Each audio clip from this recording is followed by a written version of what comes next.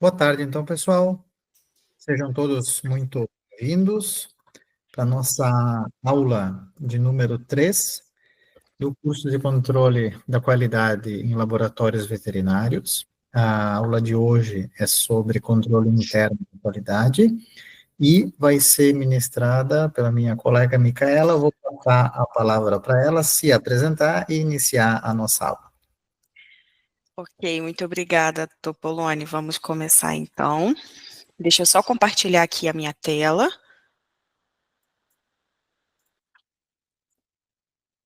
Bom, tudo certo? Já conseguem visualizar a minha tela? Sim, está aparecendo? Deixa eu colocar aqui para apresentar.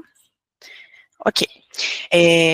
Então, dando início, né, deixa eu me apresentar para vocês. Eu sou Micaela Moreira, eu sou bióloga e sou mestre formada em produção vegetal pela Universidade Estadual Norte Fluminense Darcy Ribeiro, a UENF, e atualmente trabalho na Controlab no setor de atendimento técnico, que é o setor onde a gente trata as dúvidas e reclamações dos clientes relacionadas ao desempenho no ensaio de proficiência ou alguma dúvida específica relacionada ao controle interno. E a ideia hoje, né, é conversar um pouquinho com vocês sobre o controle interno da qualidade, o CQI, né, que a gente fala, ou somente o CI, quando a gente se refere ao controle interno. Eu vou dividir a aula, então, na introdução, onde eu vou falar um pouquinho da importância do controle de qualidade laboratorial, principalmente na realidade de um laboratório veterinário. Vou falar as principais características do controle interno, os principais pontos de atenção na hora que a gente for construir, né, o nosso pensamento ali sobre planejamento e implementação, e os impactos e as aplicações estratégicas sobre o controle de qualidade, né, no geral, nos laboratórios de veterinário. Ok, então, para a gente começar, vamos começar pensando em qual é a missão de um laboratório veterinário, né? Que, no final de tudo, é a emissão de laudos confiáveis. Uma vez, né, que esses laudos, eles garantem a saúde e a integridade dos animais. E, então, esses laudos, eles também vão atuar como instrumento também de controle sanitário. Por quê? Porque vai prevenir a propagação de doenças que possam comprometer a saúde humana, também a segurança dos alimentos, contribui para a prevenção de perdas econômicas, evitando desperdício causado por doenças e problemas sanitários, que é um tema muito importante, e os laudos também são fundamentais para garantir a segurança alimentar, proteção da saúde pública, ao assegurar que produtos de origem animal estejam livres de risco. E um exemplo prático de como que os laudos, né, eles também podem auxiliar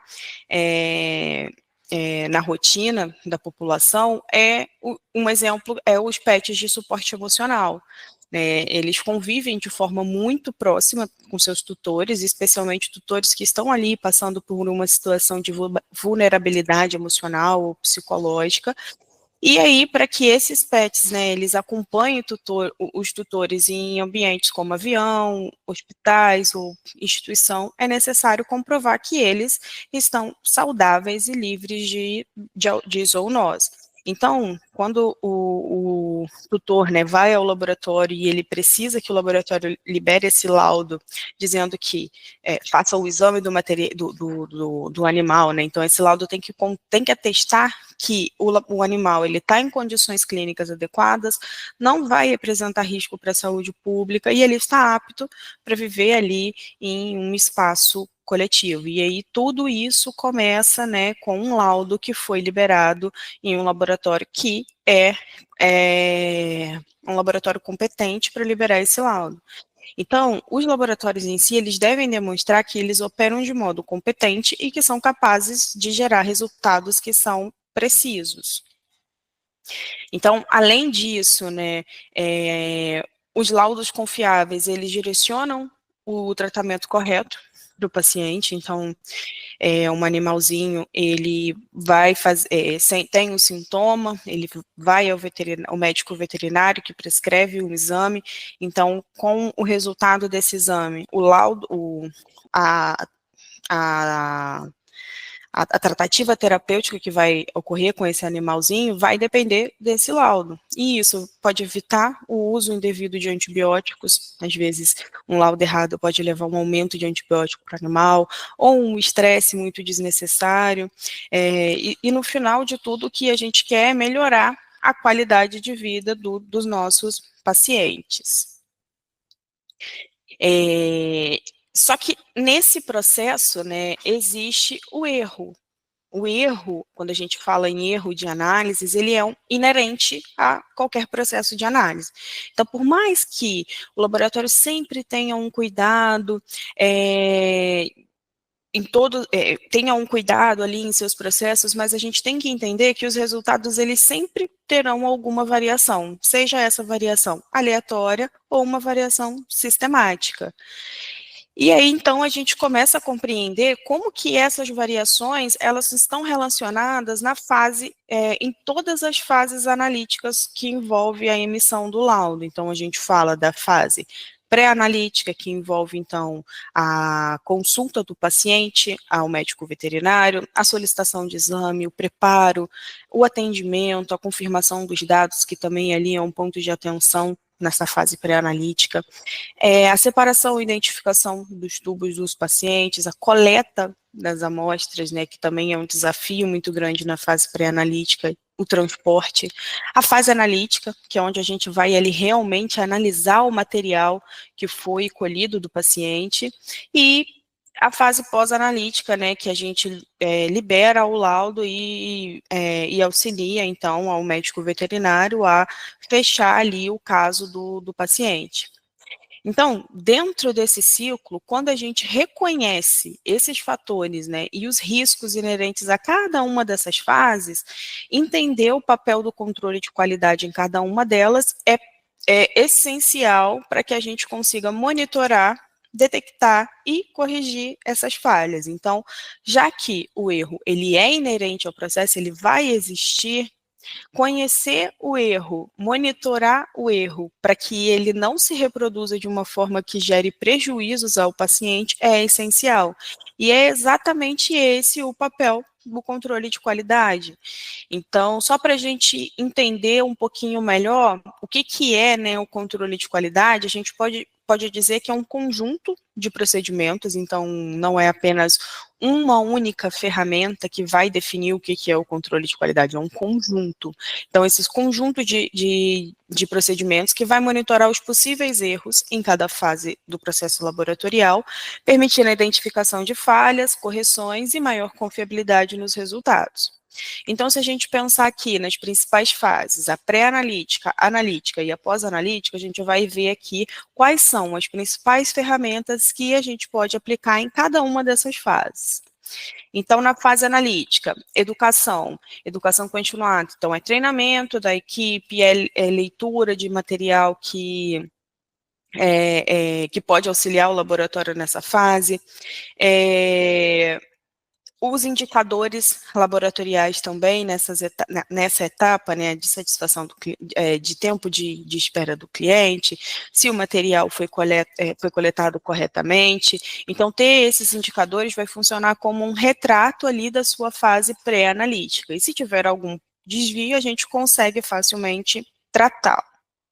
Na fase analítica, então, a gente também tem a participação de ferramentas de cunho, que tem esse cunho voltado para a educação, a validação do nosso sistema analítico, a gente precisa garantir que eles estejam funcionando conforme o esperado, e aí também a gente fala da calibração de instrumentos, né, não só dos equipamentos, mas também das nossas pipetas, por exemplo, que uma pipeta descalibrada causaria um impacto muito grande, né, nos resultados. Também a gente consegue monitorar os indicadores laboratoriais nessa fase analítica, então a gente pode ver por exemplo, calibrações preventivas, calibrações de rotina que foram feitas ali para durante esse processo. E a gente também tem o controle externo, que vocês conheceram, já conhecem, né, mas que vocês aprofundaram um pouquinho mais no assunto na semana passada, e hoje a gente vai entrar com o controle interno. Então, o que é importante aqui? Saber que ele está atuando na fase analítica. E na fase pós-analítica, a gente também entra ali com ferramentas de educação e também de indicadores laboratoriais. Isso é só um pequeno exemplo das inúmeras possibilidades que a gente pode ter aqui de ferramentas. Mas então, como hoje a gente vai falar do controle interno, então vamos tentar conceituar, né, o que é essa ferramenta. Então, o controle interno ele é apenas uma pecinha, né? Se a gente pensar num grande quebra-cabeça de controle de qualidade, o CI é apenas uma pecinha que ele vai estar olhando para o erro aleatório, que a gente vai conversar melhor depois. Mas então essa pecinha, né, essa ferramenta, ela é responsável pela reprodutibilidade dos meus resultados. Então, se eu estou querendo ver com essa ferramenta se eu estou conseguindo manter ali meus resultados sempre constantes. O CI, ele é analisado junto com a rotina do laboratório, então ele está presente ali no dia a dia do laboratório. A gente costuma dizer todos os dias, mas a gente também pode dizer a cada rotina, de acordo com a rotina. Então, se, por exemplo, tem um laboratório que tem uma grande quantidade de exames, né, o laboratório não necessariamente precisa passar uma vez ao dia, mas isso também é uma opção de cada laboratório. Então, ele é analisado ali junto com a rotina do laboratório para garantir que os resultados dos exames que estão sendo liberados, eles estão certos e que os equipamentos estão funcionando corretamente. Ele também tem o objetivo de verificar a precisão, ou seja, se o equipamento está medindo de forma parecida sempre que a gente repete o mesmo teste.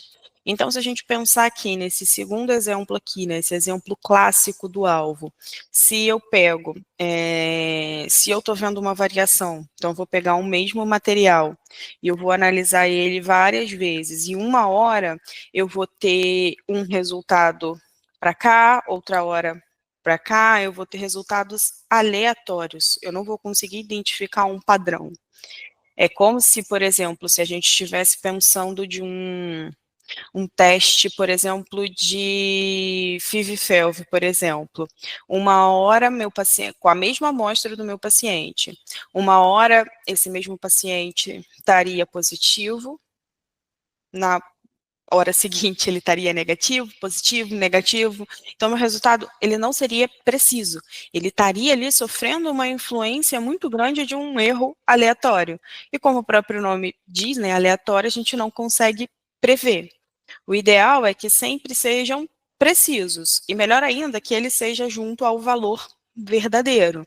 E aí entra a questão do ensaio de proficiência, que os resultados precisam sempre estar próximos ao valor verdadeiro.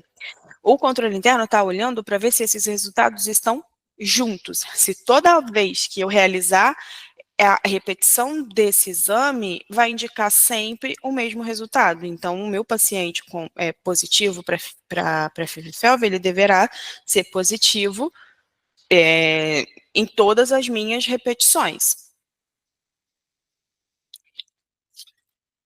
E aí, continuando, agora falando assim de uma outra forma, explicando sobre essa variabilidade de outra forma, né, quando a gente fala do erro aleatório, o que a gente está falando, né? Como que a gente consegue medir o erro aleatório na nossa rotina? É através do desvio padrão e do coeficiente de variação. Então, CV e DP é a quantificação da variabilidade das medições em torno do valor verdadeiro. Então, aqui eu tenho duas situações. Aqui, considerando um exemplo do gráfico de Levin-James, onde cada pontinho desse aqui é uma análise de níveis de materiais diferentes. Então, aqui a gente pode observar pouca variabilidade nos resultados. Aqui, essa linhazinha aqui do zero, ela vai representar a média. Então, meus resultados, eles estão todos em torno da média. Agora, aqui, nesse segundo exemplo, eu já estou vendo um gráfico que está apresentando uma variabilidade muito alta nos meus resultados, né? Então, eu tenho o valor da média aqui, mas eu tenho resultados que estão muito acima da média, eu tenho resultado que uma hora está acima da média, outra hora ele volta para a média, eles não têm um padrão, então eles mudam muito, mesmo eu repetindo o exame, e esse é um exemplo, então, de erro aleatório. Visualmente, né, é assim que a gente vai conseguir identificar um erro aleatório. E aí, né, além de ser uma boa prática quando a gente fala de controle interno, já que ele vai ajudar que meu laboratório libere laudos confiáveis, então além dele de ter, né, essa função de ser uma boa prática, ele também é uma exigência das normas regulamentadoras. Então a gente tem aqui a resolução do CFMV, de dezembro de 2020, que tem o foco na qualidade dos processos dos exames, e aí no capítulo 6, ele fala sobre o controle de qualidade, então ele sugere, né, a implementação tanto de controle interno quanto de controle externo. E quando ele fala ali do controle interno, ele pede que contemple, então, o monitoramento do processo analítico, com registro dos resultados obtidos e das análises dos dados, que a gente vai conversar um pouquinho depois. Pede também para que sejam definidos critérios de aceitação dos resultados, de acordo com para cada ensaio que está sendo monitorado, né? E a liberação ou rejeição das análises após a avaliação dos resultados. Então, a gente também vai conversar um pouquinho depois sobre como que a gente faz para que a gente atenda esses pontos na norma. Além disso, né, eles pedem também para que toda essa análise ela seja documentada, a lista de ensaio, a forma de controle e a frequência que a gente está utilizando, os limites e critérios de aceitabilidade para os resultados de controle. Então, assim, existe todo ali por trás uma norma que está ajudando a gente a implementar corretamente essa ferramenta. E aí, então, já que a gente entendeu um pouquinho, né, sobre esse cenário do controle de qualidade, como que o CI está atuando ali dentro, agora a gente vai entender um pouquinho das características desse material. Então, o que que o material ele precisa ter, né, que características são mais expressivas para o material de controle interno para que a gente conheça e aplique corretamente. Então, primeiro, ele tem que simular a amostra de um paciente. Então, quando a gente recebe o material de controle interno, ele deve ser tratado da mesma forma como vocês tratariam uma amostra de paciente, com o mesmo cuidado, com a mesma atenção. E um ponto muito importante é que ele seja, idealmente, de matriz idêntica aos materiais utilizados na rotina do laboratório. Então, uma vez que eu vou trabalhar com material de controle de hematologia felina, ele vai representar, então, as análises que são feitas em felinos. Então, se eu, por exemplo, trabalho somente com animais caninos, trabalho só com caninos, eu não posso utilizar um material de hematologia felino. O ideal é que ela seja sempre idêntica aos materiais utilizados na rotina. Outro ponto é que esse material, além da matriz, ele tem uma concentração que represente a realidade das análises. Então, existem certos pontos, né, por exemplo, existem certas doenças que concentrações baixas indicam que o paciente está normal, ou concentrações altas vão indicar ali que o paciente está com alguma patologia. Então, é muito importante que diferentes concentrações, né, ou diferentes níveis, como a gente costuma dizer, que vai representar a realidade das análises e também que abranja toda a faixa de leitura do equipamento. Então, quando o laboratório trabalha ali com material com apenas uma concentração, se a gente tiver um problema depois de calibração, com concentrações mais altas, por exemplo, com o uso desse material, ele não conseguiria pegar esse erro representado por uma concentração mais alta. Então, o ideal é que abranja toda a faixa de leitura do equipamento. Outro ponto é que, como a gente falou, né, que o controle interno ele é responsável por monitorar a reprodutibilidade dos resultados, é importante, então, que ele tenha um valor conhecido, diferente do ensaio de proficiência. O objetivo do ensaio de proficiência é que os laboratórios cheguem até o valor verdadeiro. O CI é o contrário, o laboratório ele já recebe o material sabendo a concentração que ele precisa identificar naquele material. Então, esses valores conhecidos, né, eles podem ser previamente estabelecidos pelo provedor, que no caso da Controlab, vou citar o exemplo da Controlab, a gente disponibiliza uma bula, então esse exemplo da bula veterinária canina. Esses valores de referência, eles vieram através de uma comparação interlaboratorial, então esse material, por exemplo, de CI, um dia ele foi enviado como EP, foi feita uma comparação interlaboratorial e a gente disponibilizou esses valores na bula, para que o laboratório tenha, então, os seus valores estabelecidos. Como que a gente agrupa esses valores em bula? Porque existem diferentes referências.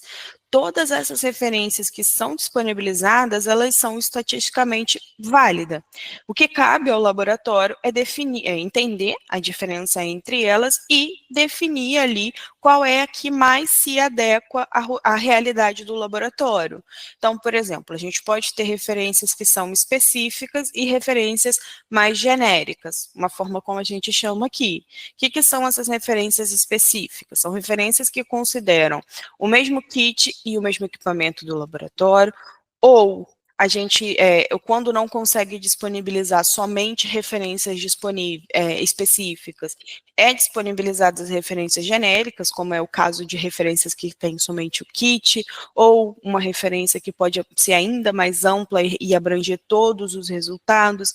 Então, cada uma dessas referências são válidas e cabe ao laboratório definir ali qual é a melhor escolha. A gente vai comentar melhor depois como que a gente aprova um resultado com base nos valores de bula, mas só para a gente já conhecer que o CI ele tem um valor que já é definido, que já é conhecido, né?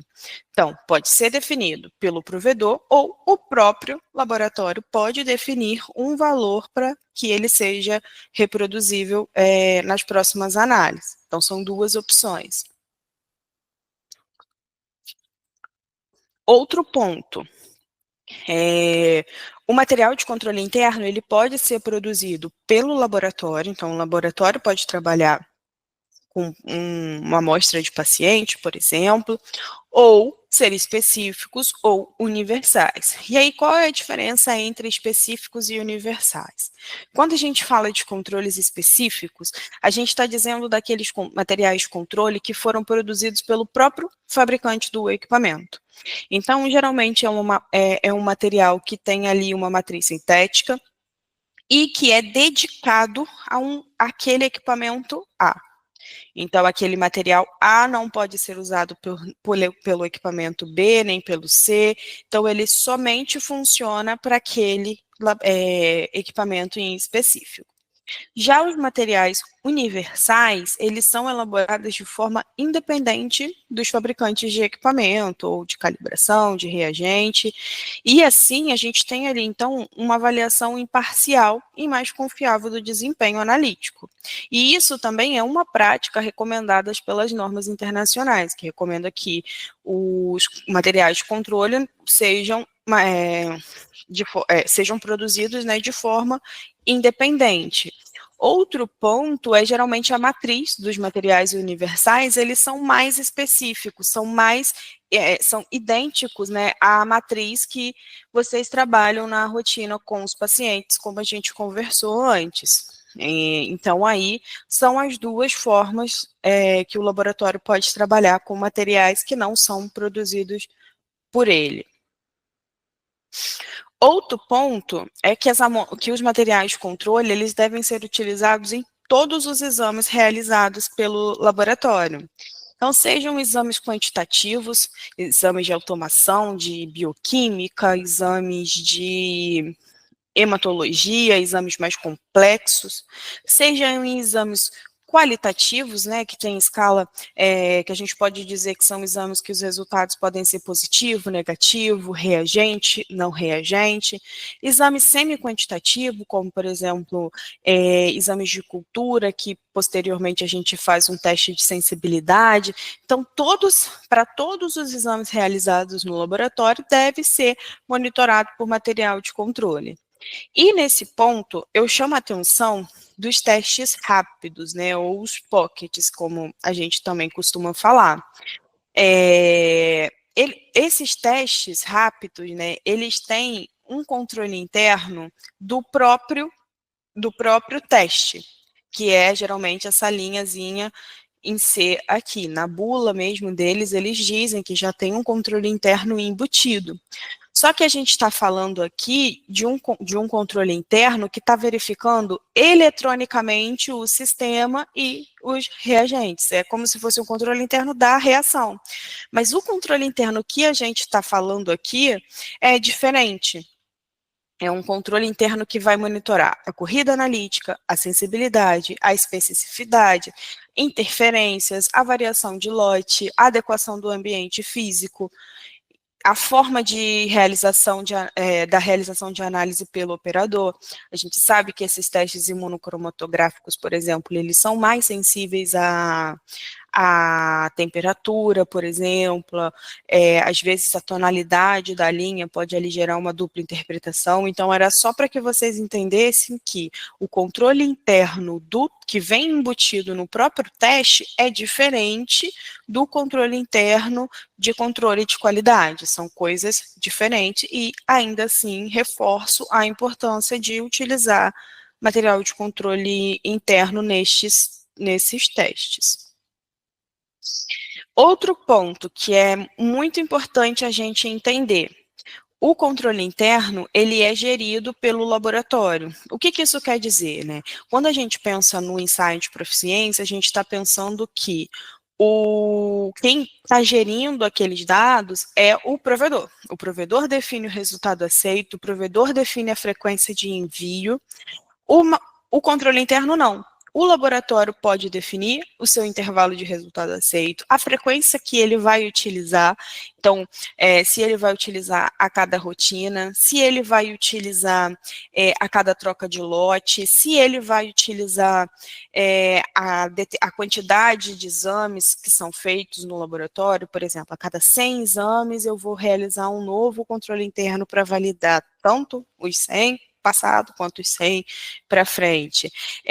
A seleção do material também é o laboratório que vai definir.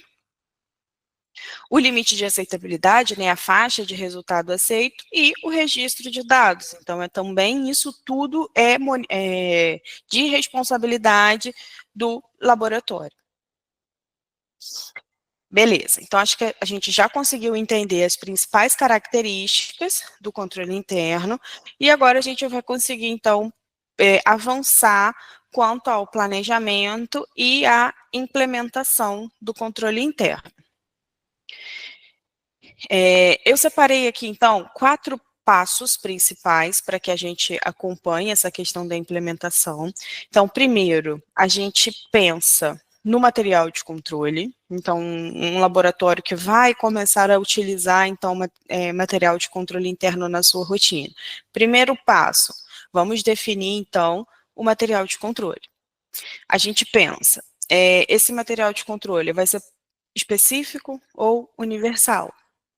A matriz, é importante que ela seja matriz similar à rotina. As condições de armazenamento.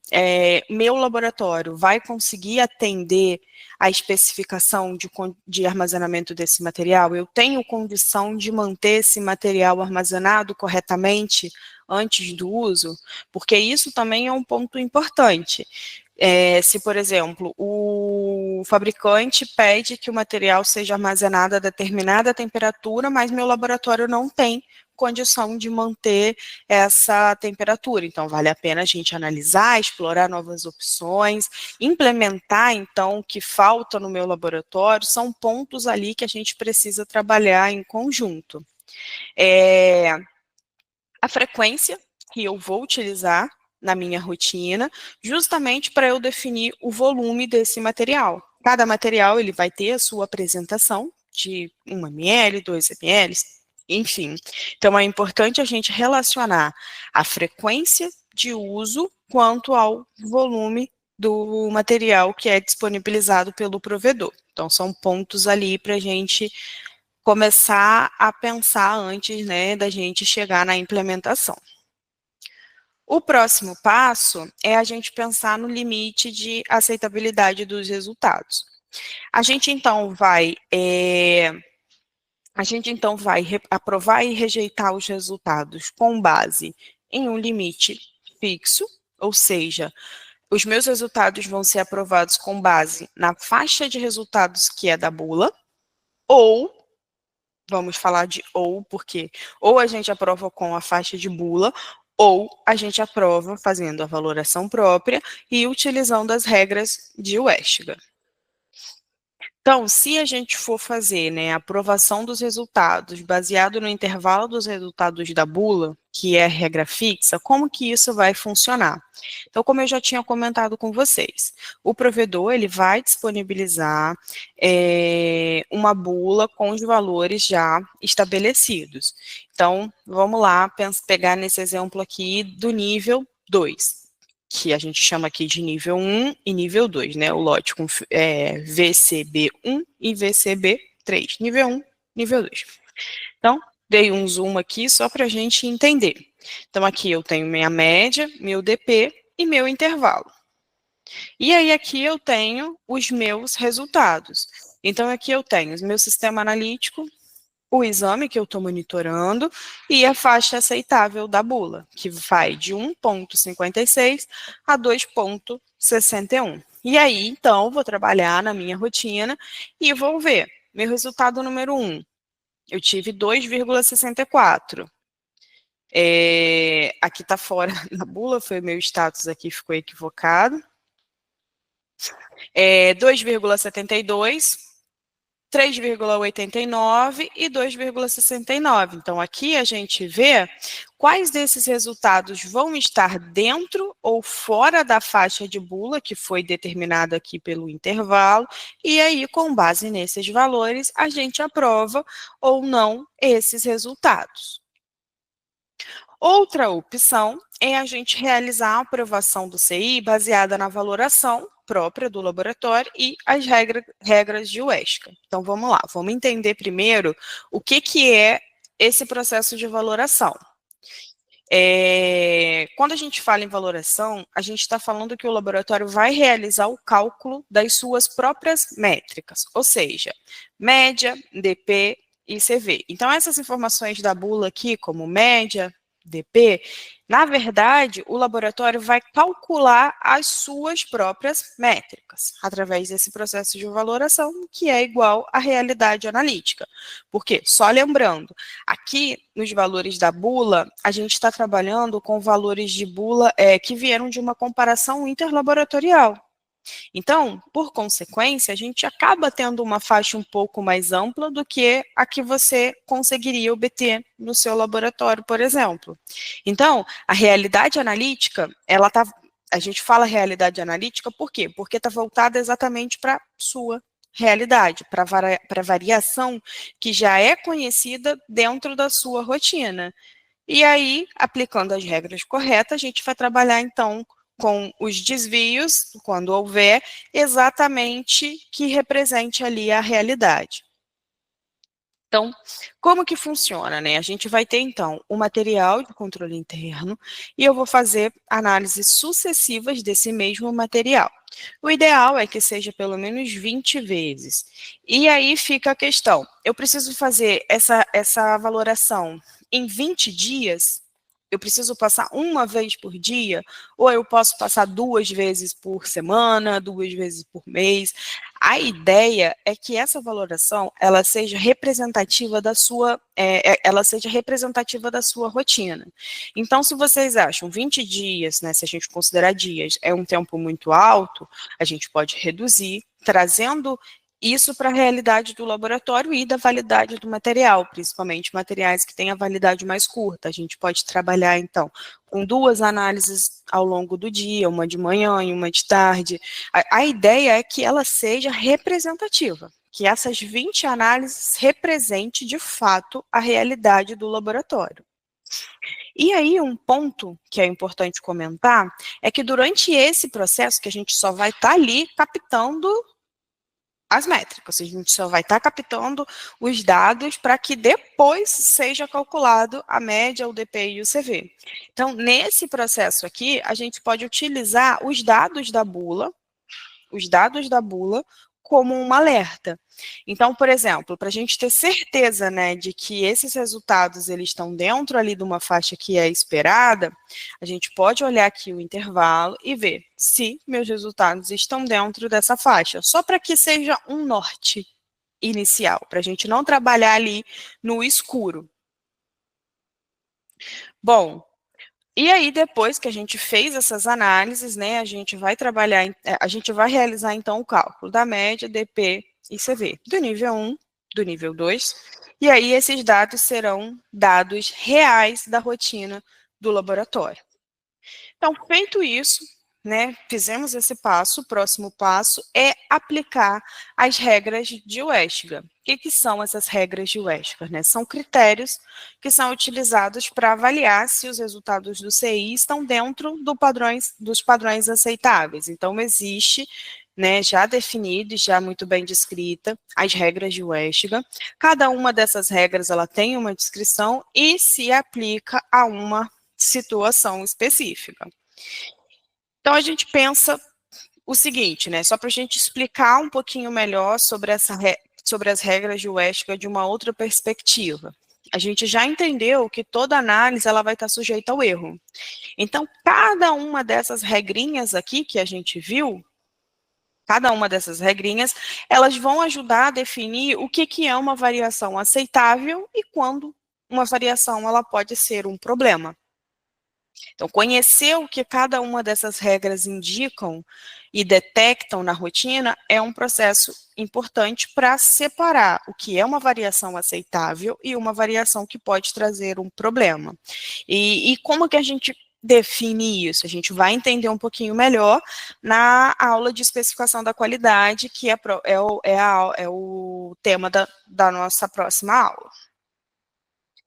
E aí, só para a gente entender, né, porque aqui a gente vê regra 1.2s, 1.3s, 2.2s, então, para quem não tem familiaridade com essas regras, o que elas querem dizer? Então, vamos pegar um exemplo aqui da regra 1.3s, né, então, esse número 1, o número grande, o número maior aqui, ele está indicando quantos resultados a regra considera para analisar se o CI está dentro ou fora do esperado. Então, ela vai considerar um único resultado, ou 2 resultados, dependendo do tipo da regra.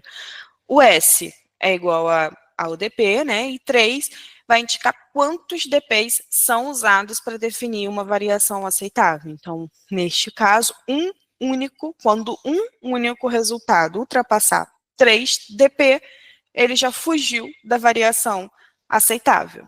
Então, a gente pode pensar que nisso tudo é o quanto o resultado ele pode variar antes de ser considerado fora do esperado. Bom, na prática, a gente olhando aqui de novo o gráfico de Leven-Jennings. Então, a gente tem aqui as análises, né, e aqui está representando a quantidade de DP. A linha zero, o zero aqui, né, na linha vermelha, é a média, e a regra 1.3s indica a regra violada quando uma medição do CI ultrapassa o limite de mais ou menos 3 DP, sobre a média. Então, aqui, meu resultado 1 estava ok, aqui ultrapassou menos 1, ok, mais 1, ok, 2, próxima média, né, ok, e este resultado aqui ultrapassou 3 DP. Então, ele foi um resultado com uma variação fora do aceitável. E aí, o que a gente faz? Começa a realizar a nossa investigação de causa para esse resultado. E entra agora, então, nessa próxima etapa de registro de dados, né, e análise crítica. Então, depois que a gente já definiu o material de controle, o limite de aceitabilidade, vamos entender aonde eu vou registrar esses dados, como que eu vou monitorar esses dados. Bom, a gente pode monitorar esses dados em planilha, formulário, software, existe hoje até grandes plataformas, né, de tecnologia que ajudam a gente a registrar e realizar análise crítica. E aí a gente pode pensar também como que será o gerenciamento desse registro. Vai ter uma pessoa responsável para analisar esses pontos? O que, que a gente vai fazer quando houver um resultado fora do esperado? Como que eu vou garantir que esses dados eles sejam rastreáveis? Então, são pontos também importantes de atenção. Eu vou utilizar alguma ferramenta para interpretação, eu vou utilizar um gráfico, como, por exemplo, o gráfico de Levin-James, e como que eu vou fazer a minha análise crítica e como que eu vou registrar essa análise crítica. São pontos ali que merecem atenção. Então, quanto a tudo que a gente conversou aqui sobre o registro, tudo que a gente conversou aqui sobre o registro, né, sobre como eu vou monitorar, como que eu vou garantir a rastreabilidade, por que que isso é importante? Porque não basta a gente fazer o certo, a gente precisa comprovar que estamos trabalhando corretamente. Então, os registros, eles são fundamentais para auditoria, controle de qualidade e apoio na tomada de decisões diante de problemas recorrentes. Então, imagina que a gente está tendo um problema que já aconteceu antes, mas ninguém lembra o que a gente fez para a gente resolver esse problema na ocasião. Então, manter a rastreabilidade dessas ações é importante, porque esse problema voltou a acontecer por algum motivo, eu vou voltar, eu vou rever todo o meu processo, e aí eu vou conseguir, então, buscar a solução e aplicar novamente. Então, ressalto a importância do registro. Então, a gente pode, exemplos, né, de registros, das corridas do material, vamos registrar, então, sempre o valor do CI, a regra que foi aprovada, se foi regra de Bula ou foi a regra de Westiga, a data e hora, e qual foi o colaborador que executou essa análise. Análise e aprovação da corrida, registrar a análise do CI e sinalizar a aprovação e a liberação do sistema analítico para a rotina, com assinatura do supervisor ou do seu designado. Então, eu estou vendo que o meu equipamento está ok, de acordo com as informações que foram pré-estabelecidas, então eu vou liberar a minha rotina. Agora, quando eu tenho um resultado que teve rejeição, então eu preciso também manter ali registrado as ações que foram tomadas. Eu preciso registrar essas ações para a correção do problema.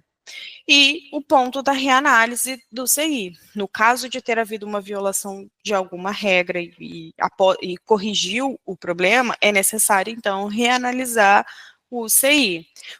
O que acontece, às vezes, né, exemplos que às vezes a gente tem conhecimento, é que teve a reprovação do material de controle, passou o CI, ele foi reprovou. Eu não fiz nada. Eu continuei na minha sorte, vou passar de novo. Vou passar de novo. Vou passar de novo. A ideia é, teve uma reprovação, teve uma rejeição, eu vou parar e vou analisar o que pode ter ocorrido. Então, é importante também a gente ter isso em mente. Então, ter isso em mente para a gente começar a conduzir a nossa análise crítica. Porque eu sou o laboratório, eu recebi essas amostras, analisei de acordo com o que foi definido, avaliei, né, esse dado conforme o meu critério de aceitação, e aí, a partir do resultado, eu vou realizar a minha análise crítica. Foi conforme? Vou liberar minha rotina. Resultado foi rejeitado? Eu vou investigar os motivos, conforme a gente já conversou. Vou também analisar o impacto desses motivos aos meus pacientes, e aí eu vou aplicar ações corretivas, tanto após a minha investigação, ou quanto gerou impacto ao paciente. Em ambos casos, a gente precisa ali verificar ações corretivas, porque lembrando que esse é o papel das ferramentas de controle de qualidade, controlar o erro de forma que ele não seja reproduzível a um paciente. E aí, para a gente começar com essa análise crítica dos resultados, a gente pode começar a ficar um pouco perdido, né? Então, por onde a gente começa? Quais pontos a gente olha na nossa rotina após um resultado rejeitado? O ponto importante é a gente pensar se houve alguma mudança recente na nossa rotina. Um novo colaborador, um novo preparo de reagente, um equipamento novo, seja uma pipeta nova. Então, a gente pode começar a pensar por essas mudanças recentes. Ah, não teve nenhuma mudança recente, então vamos começar a observar o que pode ter acontecido em cada fase. No pré-analítico, houve erro na coleta da amostra? Houve problema com recipiente ou com anticoagulante? Houve erro no processamento ou transporte? Às vezes a amostra era para ser transportada de uma forma, acabou que aquele dia não pôde ser assim. Houve erro de identificação ou de preparo, seja de reagente, seja da amostra do paciente. Ou a gente foca na fase analítica. Teve variação entre os equipamentos, foi erro humano, foi condições ambientais, às vezes aquele dia o ar-condicionado estava com defeito, então o laboratório estava um pouco mais quente, ou estava tendo oscilação de energia, então uma hora, às vezes a amostra precisava ficar no banho-maria, caiu a luz na hora, a temperatura mudou. Teve qualidade, a gente pode pensar na qualidade do insumo, será que os meus reagentes estavam todos com a validade em dia? Será que tinha algum reagente meu que estava vencido ou ficou aberto, exposto por muito tempo? Às vezes eu posso ter armazenado ele em uma porta de geladeira, por exemplo, que tem uma grande movimentação. São pontos também para a gente pensar. E no pós-analítico, transcrição incorreta de unidade, isso acontece. É um erro que a gente vê bastante, né? Às vezes era para reportar um resultado em miligrama, reportou em decigrama, às vezes acontece. Ou até mesmo na hora de fazer a transcrição do resultado, era para reportar 5.000, reportou só 500. Ou teve um erro de digitação, em vez de colocar um número 1, colocou o número 3, pode acontecer. Então, são pontos que a gente precisa ter atenção nesse momento da nossa análise crítica, né? Por onde a gente começa a investigar. E aí, por fim, a gente chega na implementação na rotina. Então, a gente já definiu o material, como que a gente vai aceitar os resultados, como que eu vou registrar esses dados, né, e realizar minha análise crítica. Agora eu vou botar, então, em prática na minha rotina. Então, é importante capacitar todos os colaboradores para que eles conheçam a importância do controle interno, eles conheçam, eles conheçam, né, a importância, saibam utilizar corretamente, porque não basta só a gente utilizar, a gente precisa saber como utilizar corretamente. Então, não é só eu ir ali e passar o resultado todo dia, a gente precisa trabalhar essa cultura da importância. Então, promover a cultura da qualidade e responsabilidade e incentivar sempre o registro e acompanhamento das ações corretivas. E aí, então, só para que a gente tenha uma ideia, né, dos impactos e quais são as aplicações estratégias do controle de qualidade, a gente pensa, então, volta a dizer, né, da importância do laboratório veterinário. Então, a gente sabe que laboratórios veterinários são essenciais na integração da saúde animal, humana e ambiental. Então, os laboratórios veterinários, eles atuam no manejo sanitário, no controle de zoonose, produção agropecuária, desenvolvimento de vacinas, de biotecnologias, então está presente em diversas áreas. É fundamental também na promoção da saúde única, no One Health, um conceito que reconhece a conexão entre a saúde humana, ambiental. E os profissionais que atuam em laboratórios de análises veterinárias e que fundamenta as suas práticas, né, a sua rotina ali com base em controle de qualidade, ele não só vai fortalecer a credibilidade da clínica, mas também se posiciona estrategicamente na saúde pública. Por quê? Porque ele está se importando ali com a qualidade dos seus resultados. Laboratórios com programas de qualidade bem estruturados, eles contribuem diretamente para diagnósticos precisos, condutas clínicas seguras, como a gente conversou lá atrás, né, sobre a importância do diagnóstico correto, e ações de saúde públicas eficazes. Então, neste cenário, né, que estamos trabalhando junto com a saúde pública, com a saúde humana, saúde animal, equipes laboratoriais que dominam e aplicam o controle de qualidade ampliam o alcance técnico da sua atuação e fortalece o reconhecimento da profissão no contexto de saúde única. Então, se a gente pensar num exemplo simples, quanto a diagnóstico de infecções, por exemplo, que evita o uso de antibiótico, que chegou uma infecçãozinha, eu vou passar antibiótico. Não, um profissional correto, com diagnóstico correto, ele vai evitar o uso de diagnósticos equivocados e evitar uma sequência de problemas, né? E um outro ponto que é importante também a gente abordar é esse caso recente que teve agora aqui no Rio, que foi o fechamento do bioparque, por conta de morte das galinhas da Angola, né? Foram 9 galinhas que morreram por gripe aviária, e aí teve um fechamento. O bioparque, que é um ponto turístico grande, foi fechado. E aí, por que esse caso importa, né? Dentro desse contexto que a gente está trazendo aqui. Bom, primeiro, ele vai destacar o papel essencial dos laboratórios veterinários na detecção precoce da zoonose. Nesse caso, não foi, eles identificaram, né, a zoonose. Eles identificaram, né, a gripe aviária após já ter acontecido o caso, mas é importante a gente enfatizar esse ponto.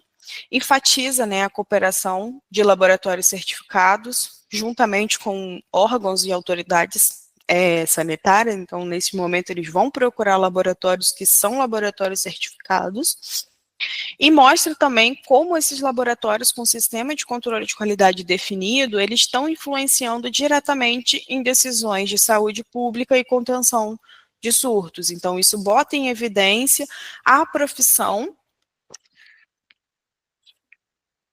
e como que um laboratório qualificado, um laboratório preparado, pode contribuir nessas ocasiões. E aí, então, para a gente fechar tudo que a gente discutiu hoje, né, a gente vai para a conclusão.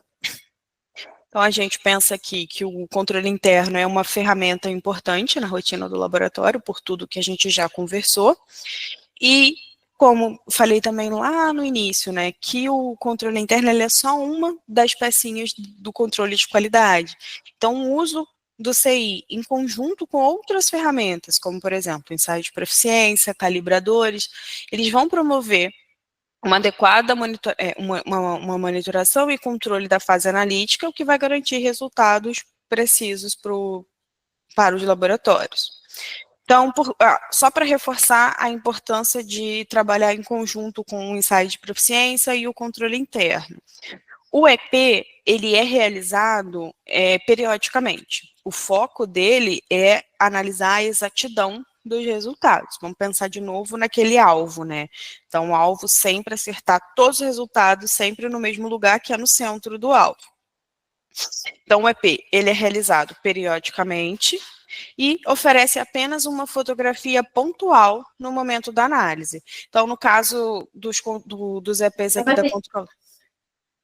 Oi? Alguma pergunta? Então, no caso aqui dos exemplos da Controlab, né, são enviados de 3 em 3 meses, 6 em 6 meses, dependendo do ensaio. Então, naquele momento, a gente tem ali um retrato. O CI, a gente tem um monitoramento contínuo, diário, a cada rotina. Então, ele está ali presente mais vezes na rotina ali do laboratório. E junto, a gente consegue, essas ferramentas, elas se complementam. Então, o controle interno acompanha e o ensaio de proficiência avalia. Então, a gente fala aqui, né, que elas se complementam como um feijão e um arroz, um queijo com goiabada, que são casaizinhos ali que trabalham perfeitamente juntos. E aí, né, por fim, o que a gente conseguiu absorver hoje, né, é que com o uso do controle interno a gente consegue criar sinais de alertas para tomadas de decisão. Então, quando a gente tem ali um laboratório, um resultado que não está conseguindo se reproduzir da maneira correta, a gente já começa a trabalhar nossa análise crítica em cima disso, realizar todas as investigações, o que a gente pode fazer. Então, a gente tem um dado ali real para que a gente consiga tomar uma decisão. Vai sinalizar erros que são inaceitáveis, então a gente vai definir ali o que é o meu grau de qualidade dos meus resultados. Então eu vou definir, eu receito resultados daqui até aqui, a partir daqui já é inaceitável. Então a gente define ali a nossa qualidade, a nossa entrega. Vai avaliar continuamente o desempenho analítico, né? Como a gente falou, a gente está fazendo um acompanhamento contínuo, e aí monitorar o desempenho do sistema analítico.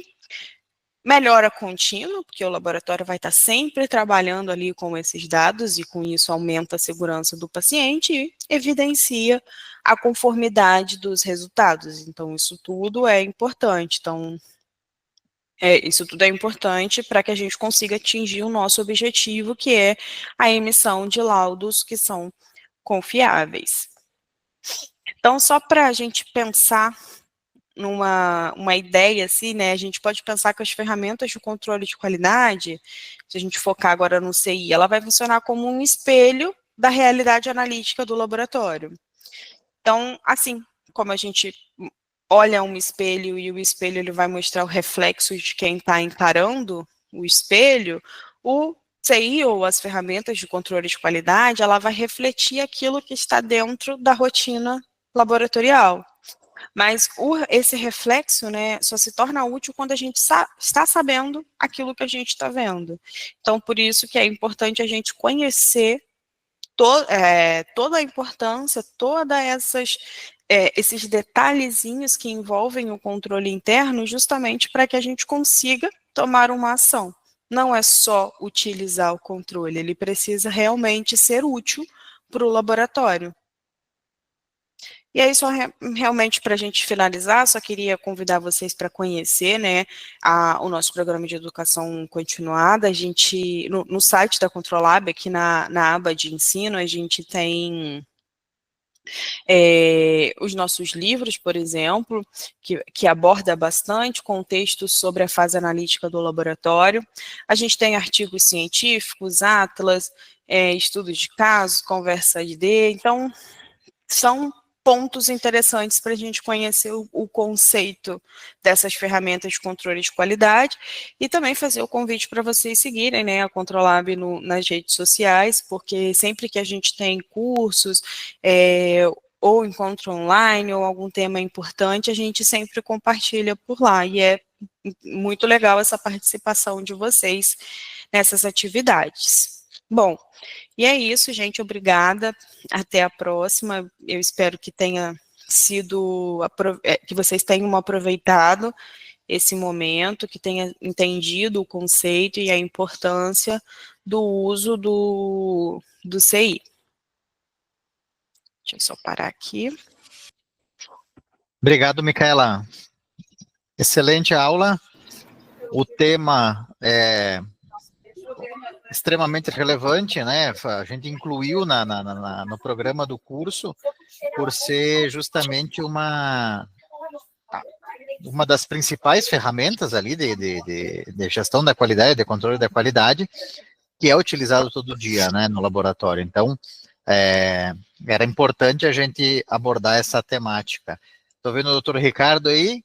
Doutor Ricardo, quer fazer algum comentário para complementar as informações que a Micaela abordou na aula?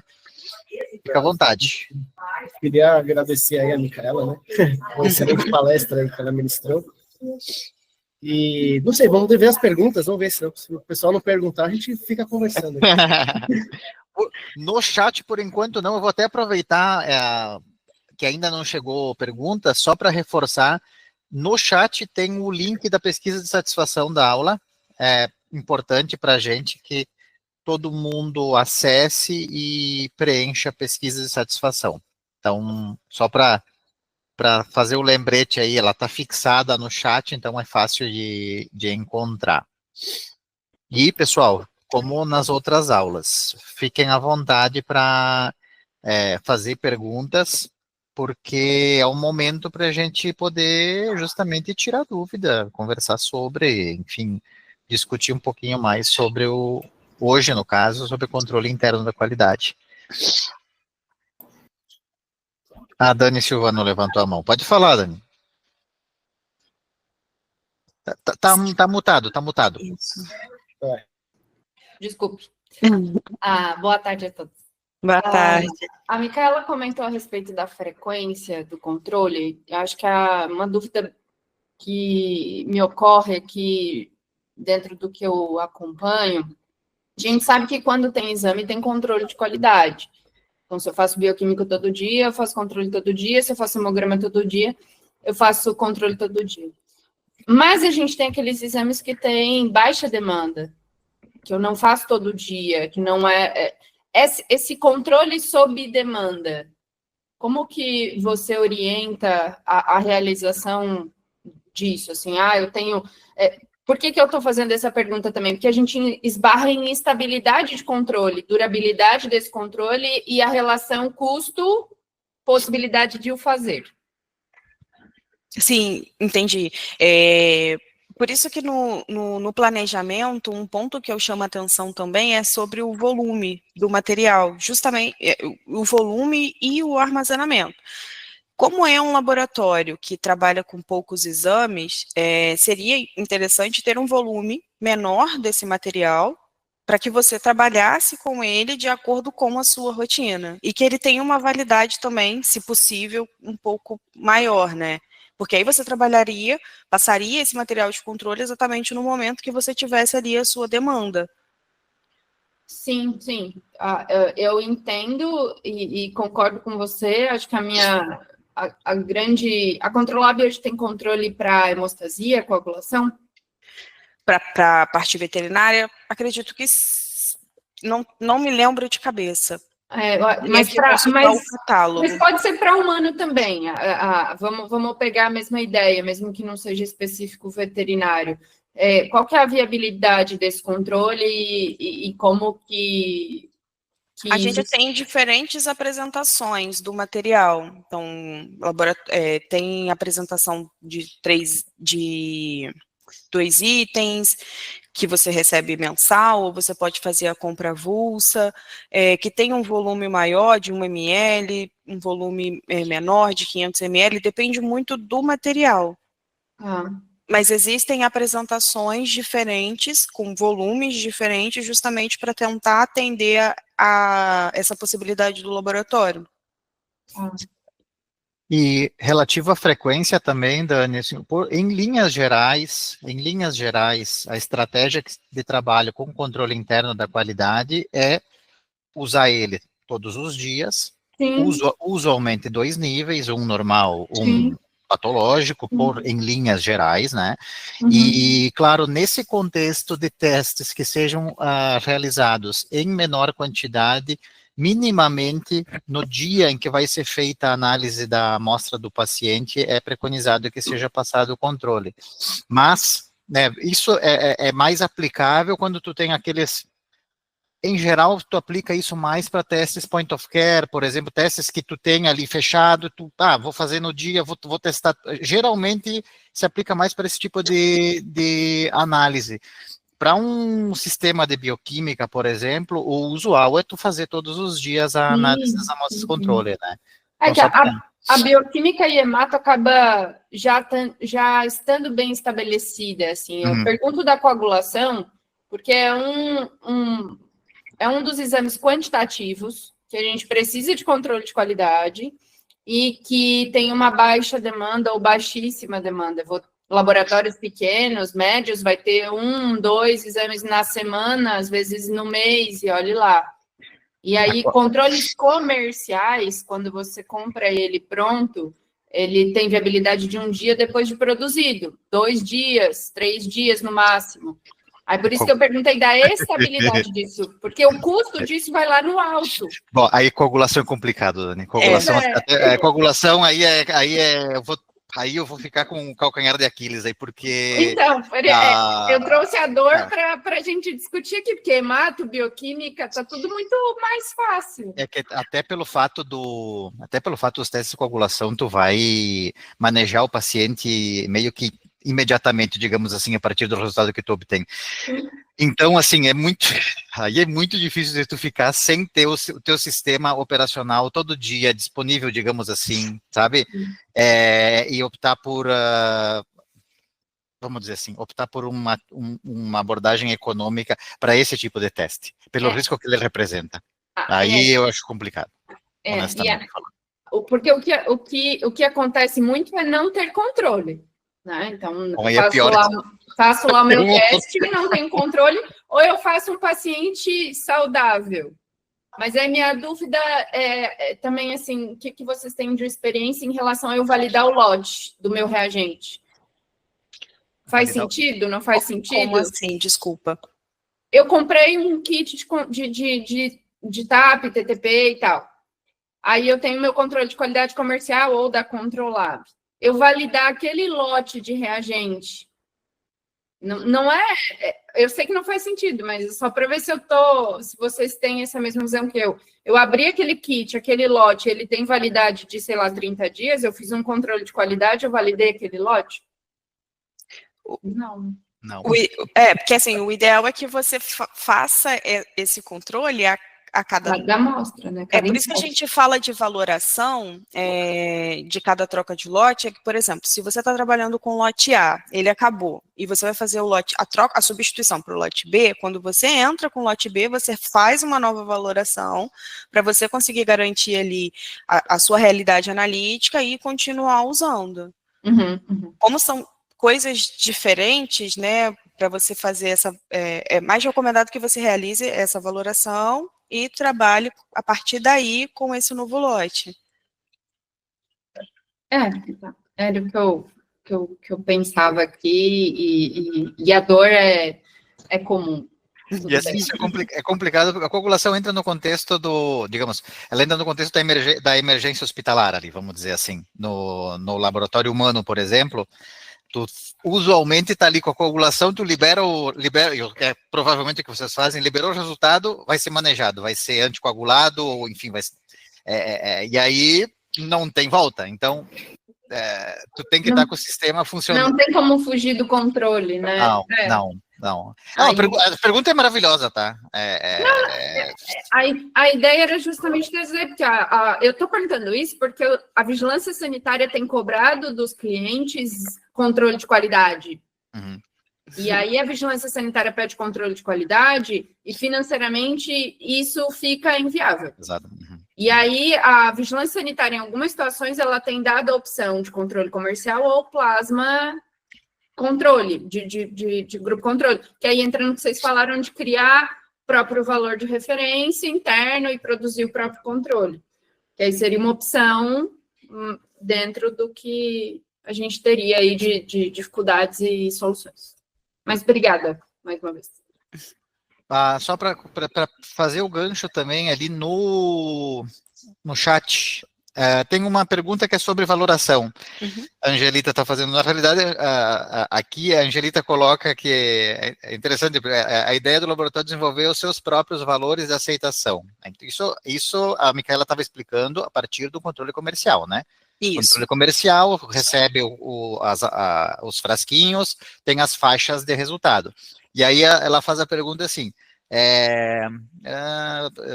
desenvolver os seus próprios valores de aceitação é considerar que eles tenham menor variabilidade do que os da bula. Pergunto porque senão para mim não faz sentido. Se eu for estabelecer minhas médias em 20 dias, ela for maior que a da bula. É exatamente isso. A ideia é tu calcular uma nova faixa mais estreita do que a faixa do provedor, de quem fabricou. Porque tu vai estar dentro das tuas condições e tu vai estar, ao invés de trabalhar com uma flutuação de controle assim, digamos assim, no teu gráfico, tu vai trabalhar com ela assim. Qual é a ideia disso? Tu enxergar como o controle se comporta dentro do teu sistema analítico, do teu laboratório, de todo o teu arsenal de trabalho, e tu ser mais rígida com relação ao teu critério de aceitação.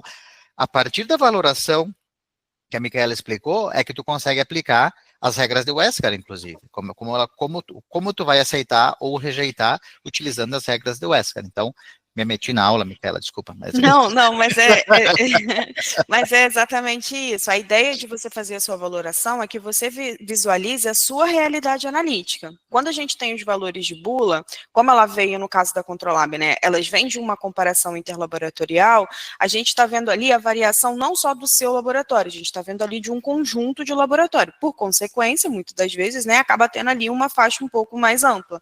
Quando a gente trabalha com as nossas métricas, com a realidade do laboratório, eu estou enxergando ali o meu cenário, a variação que eu tenho observado na minha rotina. O que a gente diz também é para utilizar a faixa da bula, justamente para você ter esse controle se a sua variação ela está sendo maior ou menor que a bula enquanto você faz a sua valoração. Porque aí você tem a faixa da bula que vai te servir ali como um norte para você chegar nas suas métricas, né, no final. Até porque é importante lembrar, a partir disso que a Micaela está falando, que aquela faixa do controle interno que vocês recebem na bula, ela foi estabelecida a partir da performance dessa amostra como anteriormente ensaio de proficiência. Então, ela foi verificada, valorada por todos os laboratórios que participam do programa. E aí, tu pegando essa amostra e utilizando o teu sistema, a ideia é que tu consiga encontrar esse comportamento dele dentro do teu sistema e tu ser mais rígida no cuidado com a amostra a partir disso. O Ricardo levantou a mão? Pode falar? Vou complementar aqui para tentar ajudar no raciocínio aí da Angelita, né? É exatamente isso que eles comentaram, gente. O que a gente tem que tentar entender que às vezes a gente fica que pega na nossa cabeça, eu vejo que às vezes o veterinário se perde um pouco nisso, é achar que o controle de qualidade ele é usado somente para ver se a análise está perfeita ali, não o comportamento do equipamento. Então, a ideia que eles comentaram de você valorar, fazer, é o seu comportamento do equipamento.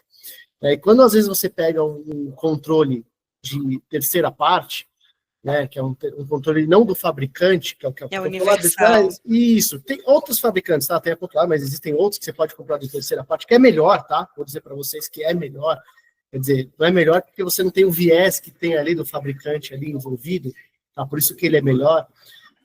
Você consegue ter às vezes os valores que estão ali não vão bater com o que você tem no seu equipamento. Então aí você faz essa média para você confirmar ali o que está acontecendo. O que vai te ajudar ali, às vezes, a ter o valor real é o calibrador. O calibrador é uma coisa, o controle é outra.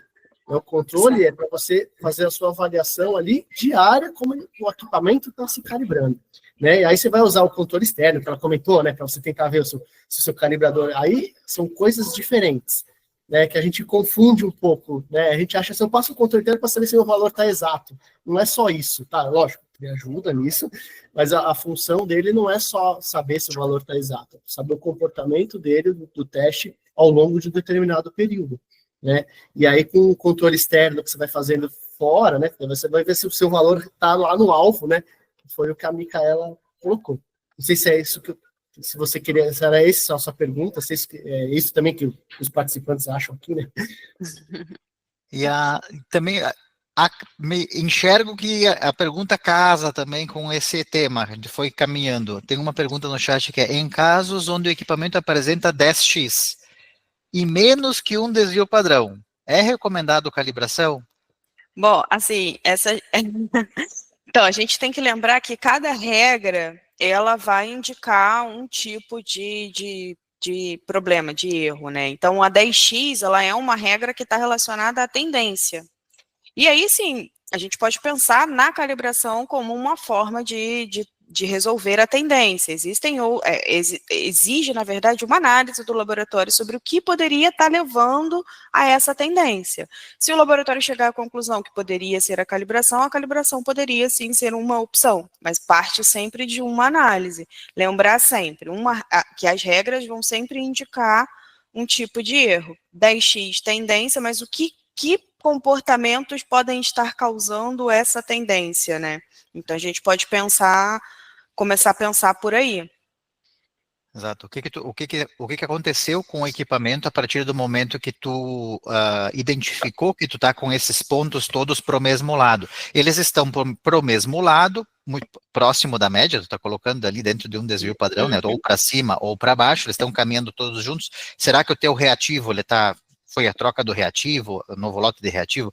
Tem que ver qual é o contexto. É isso que a Micaela está colocando, está pontuando. Então, é importante tu verificar. Tu está com uma tendência, digamos, mas uma tendência próxima entre a média e um desvio. Então, assim, né, vamos ver direito, vamos com calma também. Tu não está com uma tendência lá em cima ou lá embaixo. Tu está com uma tendência um pouquinho para cima, um pouquinho para baixo. Tu vai ter que entender o que está acontecendo ali. Né? Pode ser que não seja algo que vai impactar para o teu, mas tu tem que verificar o que está acontecendo exatamente com quais foram as etapas que aconteceram ali com o teu equipamento, sistema analítico que tu está utilizando. Houve alguma mudança recente no processo, né, que foi o caso que você comentou de uma troca de lote de kit que pode acontecer. Então, tem que investigar ali os pontos que poderiam ter causado uma tendência. E aí, esse é o ponto que é interessante dessa questão de valoração, o ponto que é interessante desse monitoramento contínuo dos controles. Aí volta talvez lá para o que a Dani tinha comentado, de tu estar acompanhando aquele equipamento e conhecer como ele está funcionando ou não. Né, se ele está funcionando ou não. Para alguns exames onde a flutuação é mais crítica ou não. Então, por exemplo, um exame de coagulação. Ela fez a pergunta do problema mesmo. Um exame de coagulação, essa puxada para cima ou uma puxada para baixo, ela potencialmente vai impactar clinicamente na tomada de decisão? Aí que estão os detalhes da história do controle de qualidade. E aí também, assim, o cara fala e não responde nada pontualmente, mas é que realmente é difícil de responder pontualmente, porque precisa olhar cada situação, cada exame. Tem exames onde uma flutuação um pouco maior, ela é tolerável. Tem exames onde essa flutuação um pouco maior, ela não é tolerável, porque vai impactar clinicamente. Eu sempre lembro de um exame, eu trabalhava, talvez não seja um exame que vocês venham a enxergar como crítico, enfim, mas eu trabalhava muito com urina e com a nefrologia, e aí tinha a creatinina. A creatinina no humano, ela vai lá de 0,3 a 1,2, mais ou menos a faixa de referência. Só que aí o seguinte, eu não sei nada dos bichos, tá? Eu tô falando como é nos seres humanos, não sei os valores de nada nos animaizinhos.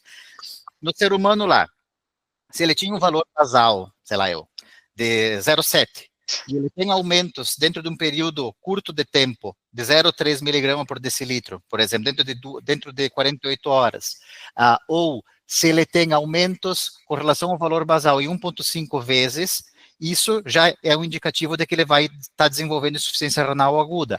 Aí, qual é que era o detalhe que a nefrologia sempre ligava para a bioquímica para chamar atenção?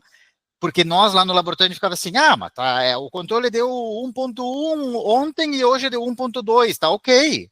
Aí a nefrologista, ok, tá ok aí para vocês dentro dos números de vocês, mas o paciente aqui, quando ele subiu um pouquinho, ele pode estar fazendo insuficiência renal aguda. Eu não tenho essa margem que vocês estão olhando que o númerozinho tem. Então, eu gosto desse exemplo porque eu lembro dela me chamando a atenção particularmente, era uma pessoa muito próxima de mim, tá? E com quem eu aprendi demais. E aí ela trazia esse olhar também. Eu estava lá dentro do laboratório, os números, 0,1, tranquilo, né? Tá ok, estava dentro da faixa, estava tudo direitinho. Ela disse, só que para mim essas pequenas variações, elas refletem depois na função. E como é que eu faço a interpretação desse paciente? Então, eu não sei nos bichinhos como é que é a questão, mas tem essas particularidades, tem exames que têm uma tolerância, ao passo que 0,1 para uma glicose, não significa nada, digamos assim, ou basicamente nada, né? Mas para a creatinina significava bastante. Então, tentando trazer alguns exemplos de situações onde a gente, essa puxada para cima, essa puxada para baixo, essa flutuação pode ter um impacto maior ou menor.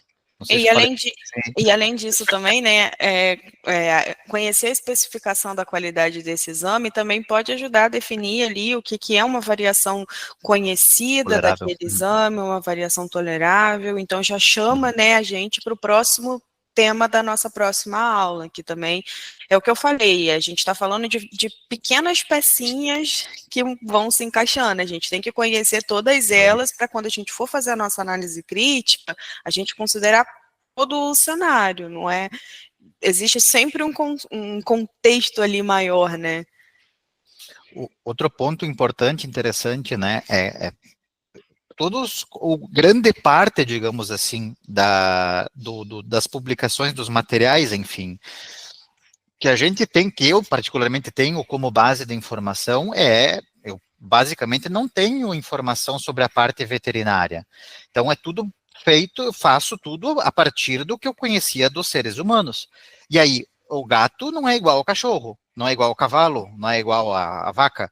Então, assim, tem particularidades também nesse sentido, e é um universo, me arrisco a dizer, agora posso estar falando bobagem, mas é um universo novo também isso, o controle de qualidade dentro do cenário veterinário e das particularidades de cada animal. Então, isso é um local que vocês têm expertise, e aí a gente tem que ir casando as informações, porque talvez para alguns cenários é um pouquinho diferente, para outros não, enfim, né? Isso são pontos de atenção interessantes. Eu lembro de também, não é exatamente isso, mas eu me lembro, né? Estou trazendo isso porque na época que eu fiz iniciação científica, trabalhava com rato. A amilase do rato é super alta, não é? Tem valores basais super altos, né? O cão do gato também é. Gato também. E aí a gente partia, aí eu lembro isso, eu sempre nunca mais esqueci essa história, porque a gente ia dosar a amilase e aí estourava a reação. Sempre. Aí eu, tipo, por que sempre estoura a dosagem estourava, no caso, passava da linearidade, né? Por que sempre dava errado, né? Aí o meu orientador do laboratório, aí ele falou, cara, é que o rato, ele já, eu não lembro agora mais quanto que é, mas ele já parte de um valor basal de amilase super alto por causa das características dele. Então, são detalhes que a gente precisa ir conhecendo, né? E é muito interessante, na realidade. É um universo, para mim, particularmente, é um universo todo novo, né? Então, tentar casar as informações, conciliar as coisas e ir aprendendo, entendendo, né?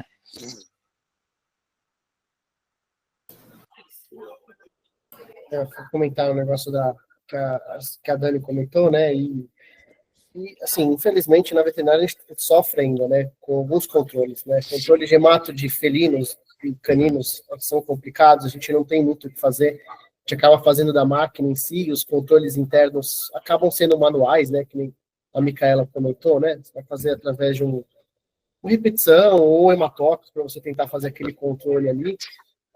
E a coagulação, e alguns exames, né, como a coagulação aí, que a gente tem baixo volume, né, não dá para a gente comparar igual da medicina, né, o volume de alguns testes são muito baixos. E quando a gente entra ainda no mundo de point of care ainda, pior ainda, né, a gente não tem, às vezes, muitas vezes os point of cares não disponibilizam esses controles, e as pessoas não mandam para vocês também, né? Então a gente não sabe o que acontece ali naquele mundo de controle de qualidade, porque a gente não sabe o que está acontecendo. Uhum. Às vezes eles vendem um negócio, aí orienta as pessoas a passarem uma vez por mês, né? Sei lá, umas coisas meio doidas que a gente vê aí na nossa rotina, né? Mas está presente. Né? E a gente tem que começar a abrir os olhos, né?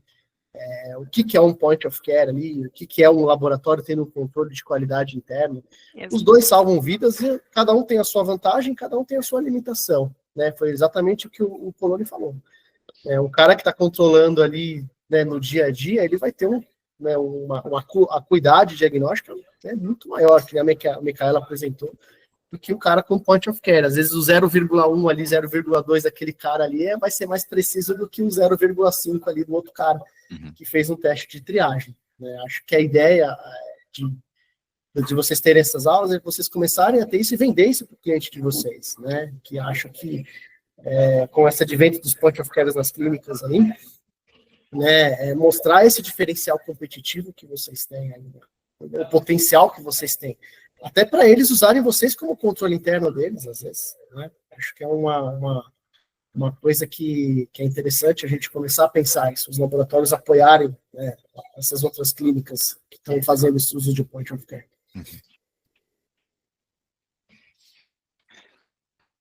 Pessoal, mais alguma pergunta? Controle interno tem um monte de coisa que dá para ir puxando muita coisa, na realidade, né? A gente está deixando espaço para quem tenha dúvidas, para quem queira fazer o seu questionamento, enfim, né? A ideia das aulas é essa, né? Interação. Podem levantar a mãozinha, podem escrever no chat, não tem problema nenhum. Tudo à vontade.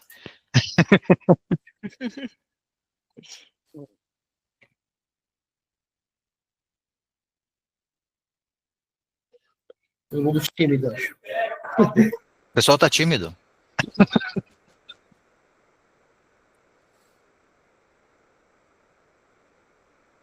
Não, mas eu entendo essa questão dos conseguir os materiais.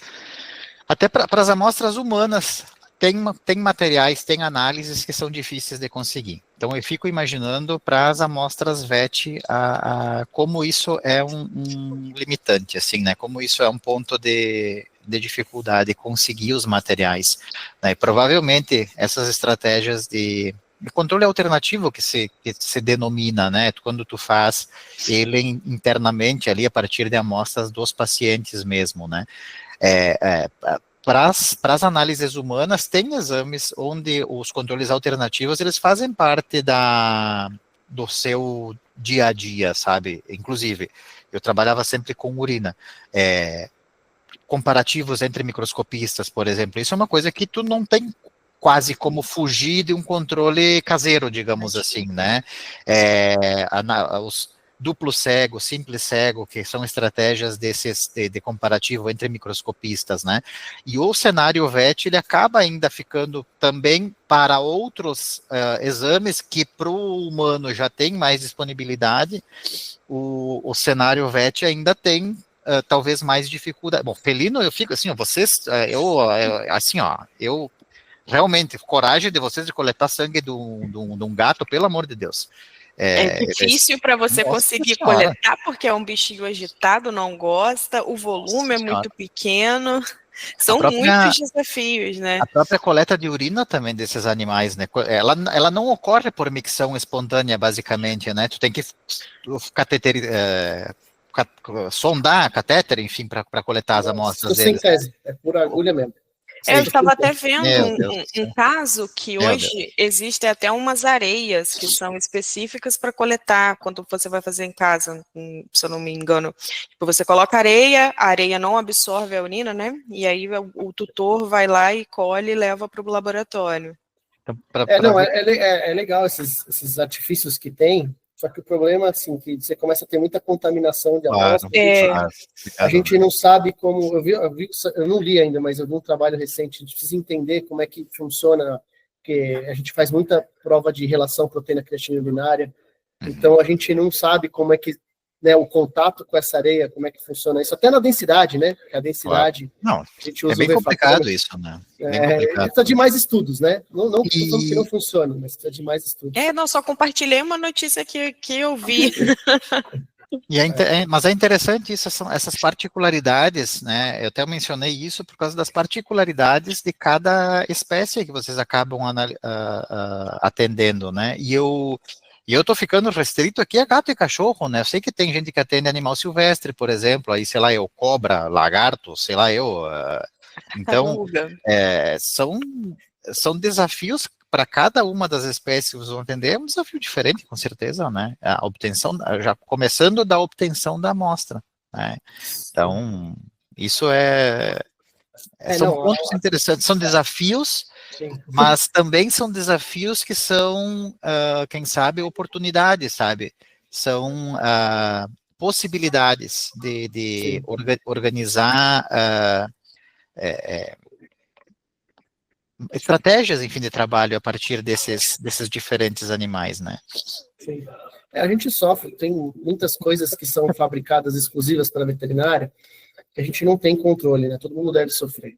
Sim. Assim como o SDMA, né? A gente não tem um controle para comprar a frutosamina, que a gente tem uma dificuldade grande. Tem alguns fabricantes que acabam vendendo, mas existe essa dificuldade. Você pega, às vezes, um kit específico, né? Que é o TSH. O TSH é um TSH canino, é um TLI canino. Então, são coisas que não adianta eu usar o do humano, né? Que é totalmente diferente. E o que é mais fácil disponibilizado para a gente ver o instrumento mesmo é o humano, né? Que o próprio fabricante às vezes faz. Claro. E às vezes tem essa dificuldade de não ter o grupo, né? Aquela velha história que eu falei lá do controle externo. Os exames imunológicos são os mais difíceis, né, da gente conseguir alguma coisa.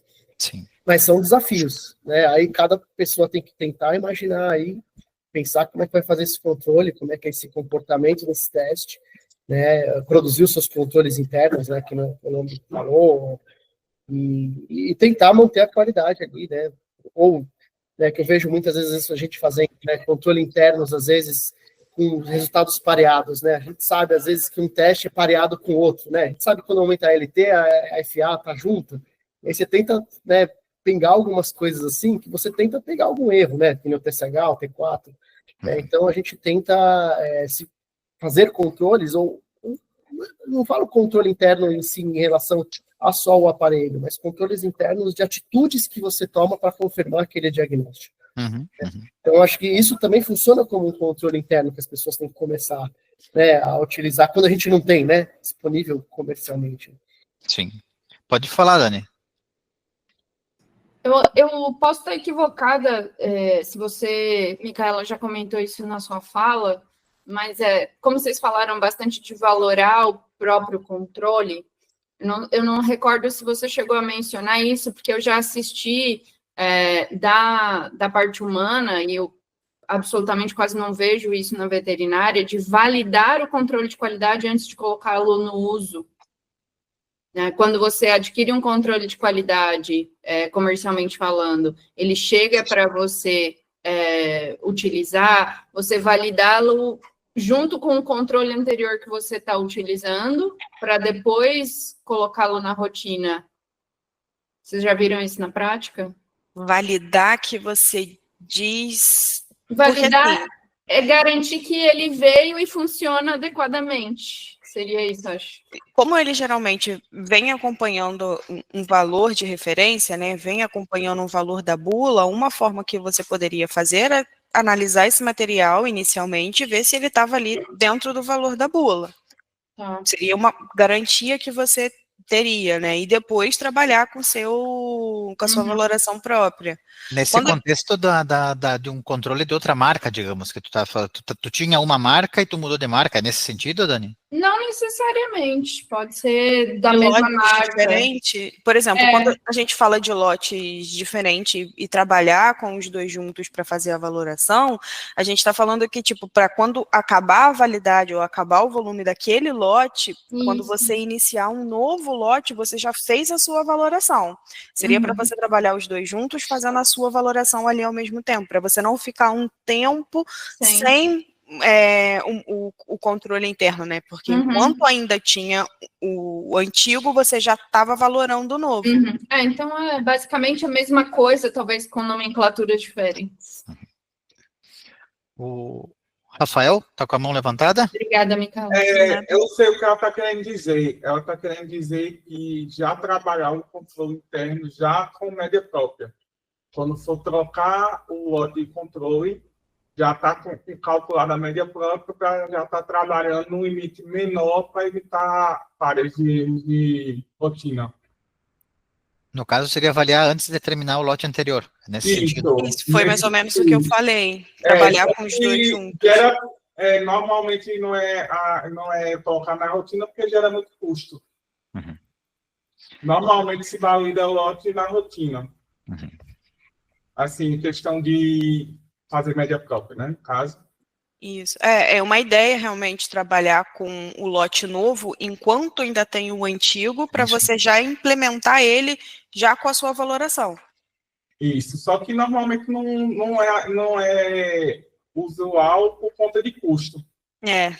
Aí a gente entra... Principalmente no humano, que normalmente são 3 testes, 3 níveis de controle, aí não é viável. Perfeito. Pessoal, eu vou encerrar a aula, porque nós estamos já, são 3h37, a gente tenta ficar dentro do horário, né, enfim, as pessoas têm seus compromissos também né, após a aula, então, que bom que o que eu estou muito feliz, na realidade, com o curso, é que eu estou vendo que a gente está conseguindo tanto trazer informações quanto discutir os temas. Então, acho que isso, ele está cumprindo o propósito dele muito bem. Então, eu vou encerrar para a gente ficar dentro do horário, a gente busca sempre estar dentro do horário direitinho, e eu quero agradecer a presença de todos aqui, as participações, as interações, agradecer a Micaela pela aula, e já lembrar que tem a pesquisa de satisfação ali no link, já convidar para a próxima aula também, a próxima já é a última, né, são 4, a gente fez um curso a jato, e para passar uma mensagem inicial, né, eu acho que é legal, a gente buscou fazer curto também para facilitar a participação de mais gente. A gente sabe se o curso é muito comprido, dificulta a participação por causa dos compromissos de todo mundo, né, então a ideia foi essa também, para conseguir passar a mensagem do controle de qualidade para um grupo de pessoas, provavelmente a gente vai abrir de novo, né, para que outras pessoas também possam participar, e convido vocês, então, estejam presentes, por favor, na nossa próxima, que é a última aula desse curso, tá bom? Obrigado a todos. Muito obrigada, pessoal. Tchau. Tchau, obrigado. Tchau, tchau, valeu.